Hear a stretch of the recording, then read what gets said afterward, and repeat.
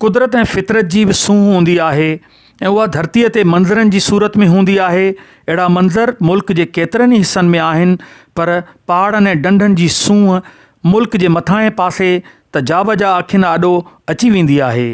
उन्हनि उतरे इलाइक़नि में ऊचा ऊचा पहाड़ आहिनि जिन खे सावा वेस ढकियल आहिनि ऐं ककर उन्हनि खे छुहंदा रहंदा आहिनि, त ॿिए पासे वरी उन्हनि जे पेरनि मथां आयल पाणी ख़ूबसूरत डंडनि जी शिकिल इख़्तियार करे थो। उहे डंडूं उन्हनि वादियुनि जूं ॼण अखियूं लॻंदियूं आहिनि। हिकिड़ा सावा पहाड़ करखयो बीठा आहिनि त ॿिया वणनि बिना पहाड़ पंहिंजी अलॻि सूंह सां धरती जो तमामु घणो हुस्न वधाइनि था।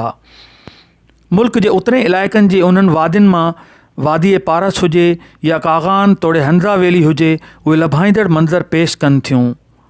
उन सूंह जी अहिड़ी कशिश आहे जो ॾेह तोड़े पॾे जा माण्हू कशाला कटे हिते पहुचनि था ऐं जॾहिं मंज़र पसंदि था त संदन समूरा थक लही वञनि था। करता है बहुत अच्छा है, उसके साथ हमारे ताल्लुकात अल्लाह ताला और अच्छे रखे, हमारे मुल्क को तरक्की दे और ज़्यादा इनसे दोस्ती बनाए रखे और अच्छी से अच्छे जो है ना गुड हो। चला बेहतरीन जगह है, पूरा फ्रॉम कराची टू पंजाब, मतलब मेमोरेबल है। और बड़े मौसम देखे, तरह तरह के गर्मी भी देखी, सर्दी भी देखी, तरह तरह की जोग्राफी देखी, तरह तरह के पहाड़ देखे, सब्ज़ा भी देखा, खुशकी भी देखी। माशाल्लाह अल्हम्दुलिल्लाह, मतलब अपना मुल्क ऐसा है, पहली दफ़ा ये एक्सपीरियंस हो रहा है कि अमेजिंग। लेकिन अच्छा मौसम काफ़ी, लेकिन सफ़र बहुत ज़्यादा है। आप क्या आके ज़रूर तक इंजॉय करें। बहुत अच्छा मौसम है, बहुत अच्छा हमारे पूरे पाकिस्तान में बहुत अच्छा सा हर चीज़ अच्छी है, हमारी कंट्री बहुत अच्छी है। पाकिस्तान देखने के लिए It's so beautiful, everything.